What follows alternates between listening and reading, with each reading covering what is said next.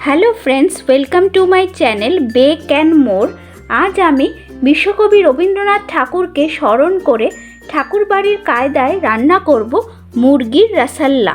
জোড়াসাঁকো ঠাকুরবাড়ির পরিচিত মুরগির পদগুলির মধ্যে অন্যতম মুরগির এই রসল্লা।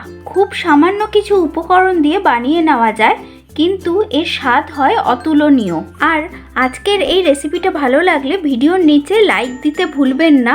আর আমার চ্যানেলটিকে সাবস্ক্রাইব না করে থাকলে সাবস্ক্রাইব করে নেওয়ার অনুরোধ রইল।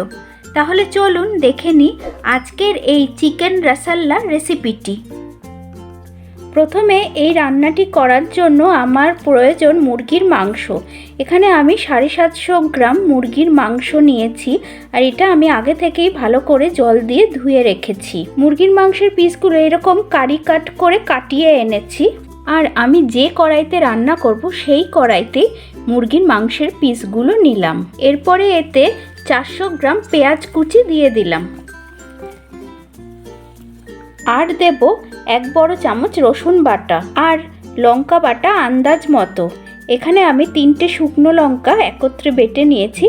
আপনারা আপনাদের ঝাল অনুযায়ী দেবেন। আপনারা চাইলে লাল লঙ্কার গুঁড়োও ব্যবহার করতে পারেন, তবে সেই সময়কালে বাটা মশলার প্রচলনই বেশি ছিল, আর বাটা মশলা দিলে রান্নায় বেশি স্বাদ আসে। এবার এতে 4টে তেজপাতা, 8-10টা চেরা কাঁচা লঙ্কা, এখানে আমি কাঁচা পাকা লঙ্কা মিলিয়ে নিয়েছি, স্বাদ অনুযায়ী নুন, 400 গ্রাম ফেটানো টক দই। খুব ভালো করে আগেই টক দইটাকে ফেটিয়ে নেবেন, নাহলে রান্নার সময় দানা দানা হয়ে যাওয়ার সম্ভাবনা থাকে।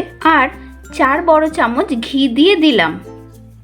সেই সময়কালে ঘি দিয়ে রান্নার প্রচলন বেশি ছিল বলে আজকে আমি রান্নাটা ঘি দিয়ে করে দেখাচ্ছি। তবে স্বাস্থ্যের কথা ভেবে আজকে আমি ঘিটা কম পরিমাণে দিলাম। আপনারা চাইলে 100 গ্রাম পরিমাণ অবধি ঘি দিতে পারেন। আপনারা যদি চান সাদা তেল ও ঘি মিশিয়েও রান্নাটা করতে পারেন, তবে মুরগির রসল্লার স্বাদ বেশি ভালো হয় যদি সম্পূর্ণ রান্নাটা দেশি ঘি বা গাওয়া ঘিতে করা যায়। সব উপকরণ দিয়ে মুরগির মাংসটা 3-4 মিনিট সময় ধরে ভালো করে মেখে নিতে হবে। দেখুন, আপনাদের সাথে কথা বলতে বলতে মুরগির মাংসটা খুব ভালো করে আমার মেখে নেওয়া হয়ে গেছে। এবার আমি কড়াইটিকে সরাসরি হিটে বসিয়ে দিলাম। আমি ম্যারিনেশন করে রাখলাম না, কেননা সেই সময়ের রন্ধন প্রণালীতে ম্যারিনেশনের কোনো উল্লেখ নেই। তবে আপনারা চাইলে 30 মিনিট থেকে 1 ঘন্টা মুরগির মাংসটা ম্যারিনেশন করে রেখে দিতে পারেন। এরপর আর বেশি কাজ নেই। সব রান্নাটাই স্লো কুকিং মেথডে হবে। ধিমে আঁচে আমি এবার কিছুক্ষণের জন্য মুরগির মাংসটাকে রান্না করে নেব। মাঝে মধ্যে নেড়ে দিতে হবে। 5 মিনিট পরে যখন দই আর মাংস থেকে জল ছাড়তে শুরু করবে আর গ্রেভিটাও ফুটতে শুরু করবে, তখন এতে 1 চামচ কাশ্মীরি লাল লঙ্কা গুঁড়ো দিয়ে দিলাম। যদিও সেই সময়ের রন্ধন প্রণালীতে কাশ্মীরি লাল লঙ্কা গুঁড়োর কোনো উল্লেখ নেই, তবুও আমি একটু রঙের জন্য দিলাম। কাশ্মীরি লাল লঙ্কা গুঁড়োটা ব্যবহার করলে গ্রেভির কালারটা খুব ভালো হয়। এই অবস্থাতেও হিটটা কিন্তু লোতেই থাকবে। এবার আমি ঢাকা দিয়ে দিয়ে রান্না করে নেব।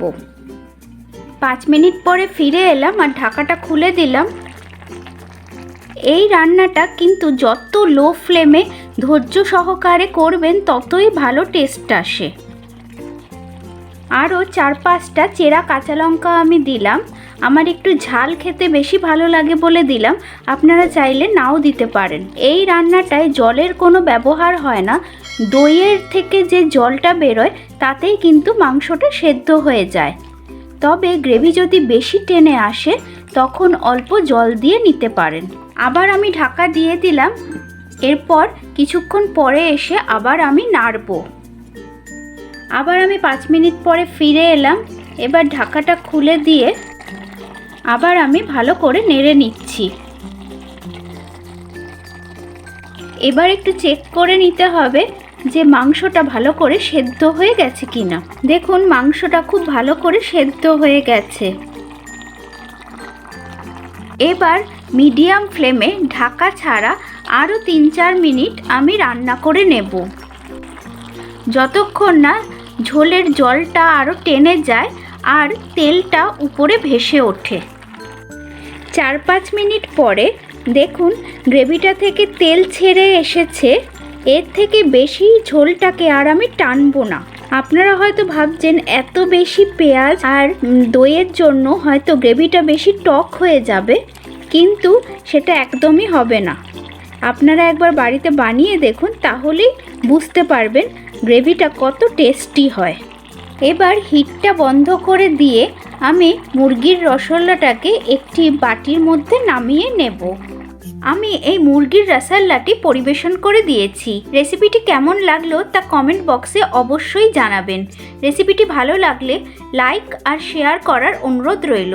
আর আমার চ্যানেলে নতুন বন্ধু হয়ে থাকলে চ্যানেলটিকে সাবস্ক্রাইব করে নেওয়ারও অনুরোধ রইল।